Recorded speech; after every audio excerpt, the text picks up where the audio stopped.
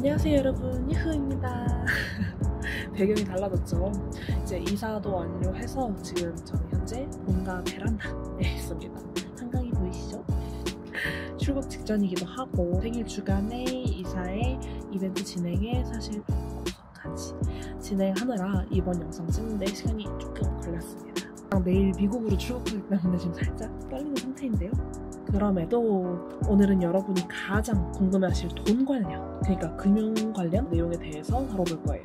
은행, 세금, 지원금, 그리고 보험에 대해서 다뤄볼 예정이니까 타임라인 참고해 주시고요. 여러분 호주 가서 돈 벌 거잖아요. 돈을 벌려면 필요한 게 당연히 엄청나게 많겠지만 우선 가장 필요한 것은 무엇일까요? 바로 계좌입니다. 계좌를 만들려면 어느 은행에다가 만들 건지 몰라야 되겠죠. 다들 커먼웰스랑 납 정도는 익히 들어서 알고 계실 거예요. 하지만 디테일하게 각각 은행에 대한 장점과 세컨 계좌로 추천드리는 은행까지 알고 비교해보면 더 좋겠죠? 그래서 4가지 은행에 대해서 정리를 해드리겠습니다. 첫 번째는 커먼웰스입니다. 워홀러분들이 가장 많이 찾으시는 은행이죠. 호주의 4대 은행인 만큼 지점도 ATM도 정말 다양하게 많아요. 그래서 상당히 편리합니다. 어플리케이션 내에 이제 플로우차트와 같은 시각화 자료들이 또 잘 되어 있는 게 특징이에요. 커먼웰스의 또 다른 특징으로 알고 계실 것 같은 부분은 바로 계좌 유지비가 무료라는 거예요. 이거는 사전 예약하신 분들에 한해서 조건부로 딱 1년만 무료입니다. 1년 이상 거주하실 거라면 계좌를 무조건 닫아주셔야 돼요. 그리고 조건부라 하면은 무엇이 조건이냐? 바로 계좌 개설하시는 분이 학생이거나 만 25세 이하이거나 플러스 매달 $2,000의 이체 내역이 있는 경우라고 하니까 참고 부탁드립니다. 커먼웰스 같은 경우 출국 2주 전에 신청을 하면은 카드를 도착해서 바로 받아보실 수가 있는데요. 문제가 생기는 경우가 사실 많아요. 그렇다 보니까 무언가 다시 진행을 해야 되면 2주씩 추가로 필요하다는 거 이것도 감안을 해주셔야 됩니다. 그래서 저희가 해외에서도 사용 가능한 신용 혹은 체크카드 미리 발급받아야 하는데요. 어떤 카드를 추천하는지는 해당 릴스 추천드립니다. 여기에 한 현금도 100만원 정도 환전해갈 예정입니다. 팁이라 할 수 있을지 모르겠지만 이태원에 딱 러쉬 건너편에 환전소가 하나 있거든요. 거기가 제가 했을 당시에 딱 900원, 환율이 900이어서 495,500원에 550분 환전했으니까 한번 참고 부탁드려요. 근데 호주 달러가 많지는 않대요. 다음은 역시나 호주 4대 은행 중 하나인 납입니다. 역시 호주 계좌 유지비가 없지만 호주 번호가 필요해서 이거는 이제 커먼웰스에 문제가 생겼다거나 1년이 지난 시점에 만드시는 걸 추천드려요. 다음은 들어보셨을지 모르겠어요. 온라인으로 운영이 되는 ING 또는 잉뱅크인데요. 계좌 유지비가 없음에도 호주 은행 중에 이자율이 꽤 높은 편이라서 세컨 은행으로 추천드려요. 매년 계좌 오픈 프로모션 시기가 있으니까 그거 확인하시면서 맞추어 가입을 하시거나 추천인 코드 친구랑 같이 하시면 50에서 $100 정도 받을 수 있다고 하니까 그거 한번 다 활용해보세요. 막 Orange Everyday, ING Savings Maximizer 같은 상품이 있으니까 펀드 개념은 아닙니다. 이런 것도 한번 찾아보시고 좀 총알이 장전됐을 때 넣어두시면 제가 보기엔 이거 불릴 수 있어요. 집 한번 살 수 있을까요? 마지막으로 추천드릴 은행은 업뱅크입니다. 이거 은근 많이 사용하시더라고요. 역시 세컨 은행으로 추천드리는 온라인 은행이고요. 높은 이율의 캐시백 그리고 간단하고 빠른 계좌 개설 프로세스 때문에 추천을 드려요. 이렇게 은행에 방문하실 때는 크게 필요한 서류가 몇 가지가 있는데요. 무조건 여권입니다. 그리고 커먼웰스 같이 미리 신청하셨다면 웰컴 레터, 해당 은행의 어플 이 3가지를 준비하고 가셔야 돼요. 그 외에 추가적으로는 호주의 거주지 주소, 이건 임시 주소도 가능합니다.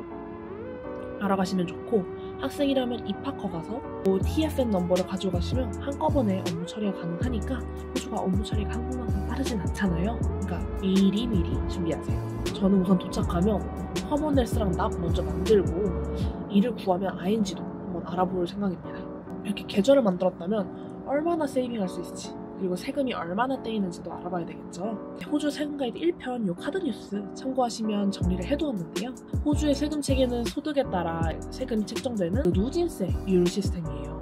그렇다 보니까 연간 45,000달러까지는 15% 그리고 120,000달러까지는 32.5%에서 이렇게 40 5%까지도 떼이게 되는데요. 급여 총액을 기준으로 합니다. 그럼 저는 막 20만 달러 버는데 45% 다 떼이는 건가요? 아닙니다. 20만 달러 중에 45,000달러까지는 15%, 12만 달러까지는 32.5%, 그리고 18만 달러까지는 37%, 그 이상 그 외의 부분이 45%가 떼이는, 이렇게 단계별로 나눠서 계산하시는 그런 시스템입니다. 머리 아프시죠? 그렇게 되면은 이게 막 머리 아프게 계산하실 필요 없고요. ATO 세금 사이트에 세금 계산기가 있습니다. 거기에 본인의 급여와 뭐 슈퍼 있으면 슈퍼, 뭐 나머지 이런 거 기타 등등 다 입력을 하시면 알아서 계산을 해주니까요. 한번 찾아보시고요. 제대로 적용되었는지 페이슬립 항상 확인하시고 더블 체크도 하시기를 추천드릴게요. 다음은 지원금인데요. 인스타에서 정말 많은 분들이 관심 주셨어요. 후기도 올라왔는데요. 아무래도 500만 원을 받을 수 있다 보니까 실제로 받을 수 있는 건 다 받으시길 바랍니다, 여러분. 하지만 이거는 호주에 한정되어 있지는 않지만 정착을 하시는 분들을 돕는 지원금이다 보니까 취업 비자 소지자 분들만 신청을 할 수 있습니다. 따라서 워홀 비자, 배우자 비자, 학생 비자는 모두 신청이 안 된다는 점 유의해 주시고요. 요건들을 같이 한번 볼게요. 자, 제가 요 사업 공고를 다운을 받아왔는데요. 지원 인원은 3,900명이라고 합니다. 제가 예상하기로는 한 절반 정도 남았을 것 같아요. 인당 500만 원이 지원이 가능한데 500만 원을 일시로 이렇게 납입해주냐? 그거는 아니고요. 1차, 2차, 3차가 나뉘어 있어요. 무엇이 다르냐면 1차는 취업 후 1개월이 채워진 분들, 그런 분들에게 1차적으로 250만 원을 주고요. 꿀이죠. 2차는 취업 후 6개월이 되신 분들, 그분들에게는 100만 원을 드립니다. 그리고 이제 1년이 넘었다 이러면은 150만 원이 들어오는데요. 이게 총 합해서 500만 원이 되는 겁니다. 그리고 1차 지원금 신청일 기준으로 이 기간이 책정이 되니까요. 1차는 조금 빠르게 하시는 거 추천을 드릴게요. 다만 이게 한 직장에서만 적용이 돼요. 그러니까 한 직장에서 1개월, 6개월, 1년을 다 다녀야 되는 건데요. 그렇다 보니까 좀 정착할 회사라는 마음이 확신이 드셨을 때 그때 1차를 신청하시는 걸 추천을 드려요. 그리고 다음은 지원 자격 요건입니다. 요게 조금 까다로워요. 우선 1차는 만 34세 이하여야 됩니다. 하지만 우선은 워홀로 가셨다 뭐 이러면 보통 나이는 문제가 되진 않으실 거예요. 그리고 두 번째는 신청자 본인, 부모, 배우자, 자녀의 합산 소득이 6분위 이하인 분들인데요. 이거는 사실 자취하시는 분들 있잖아요. 그러면 입주 신고도 하고 주민등록증에 주소가 바뀌기 때문에 본인이 1인 세대주가 돼요. 그런 경우에는 다른 분들의 월급이나 이런 게 합산이 되지 않는다고 합니다. 혹시 세대주시라면 신청해볼 만은 하다. 무엇이든지 여러분 우선은 신청을 해보세요. 이게 내가 안 될 줄 알았는데 되는 경우도 종종 있기 때문에 500만 원이잖아요. 우선 한번 도전해보시기를 추천드립니다. 다음으로 중요하게 봐야 될 것은 취업 인정 기준입니다. 이게 말씀드렸다시피 취업 비자 소지자분들에게만 한해서 진행이 가능하고요. 그리고 단순 노무 직전 제외가 된다고 해요. 이게 어떤 직종이 있냐 한번 리스트 말씀드리면 청소원, 세차원, 주유원, 가정부, 음식서비스 종사자, 숙박시설 종사자, 기타 이렇게 저희가 사실 워홀로 가면 보통 많이 하는 직업들 있잖아요. 얘네는 아쉽게도 반영이 안 됩니다. 그리고 다음으로 임금 수준도 기준이 있어요. 연봉이 1,700만 원 이상이라고 하는데 사실 호주는 이미 연봉이 높잖아요. 그래서 이 부분은 걱정 안 하셔도 될 것 같아요.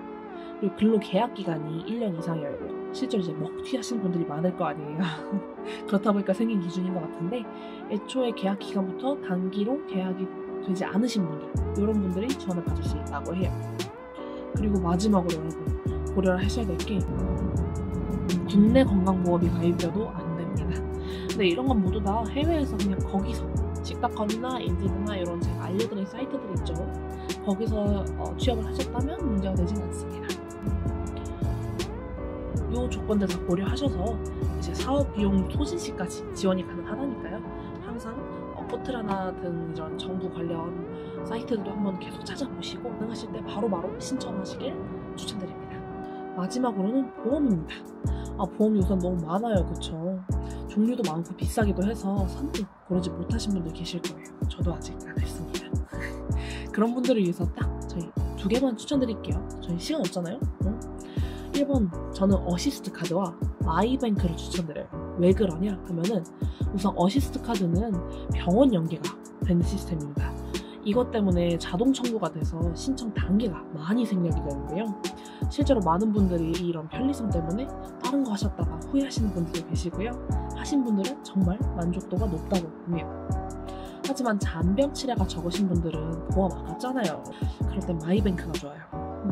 기본 보장형이지만 보장 금액이 높아서 해외에선 이제 병원비가 얼마 나올지 모르는데 보장 금액이 높다면 좀 안정성이 높겠죠.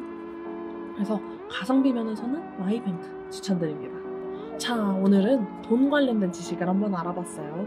핸드폰 요금도 문자 수신 가능한 5,500원짜리로 바꿔놓았고요. 이사도 했고 이제는 해외 체류 신고와 보험만 완료하면 저는 준비 끝입니다. 사실 짐을 아직 많이 비우고 있어요. 안 보이시겠지만 이 카메라 앞에 죄다 제 짐으로 베란다를 채워놨는데요.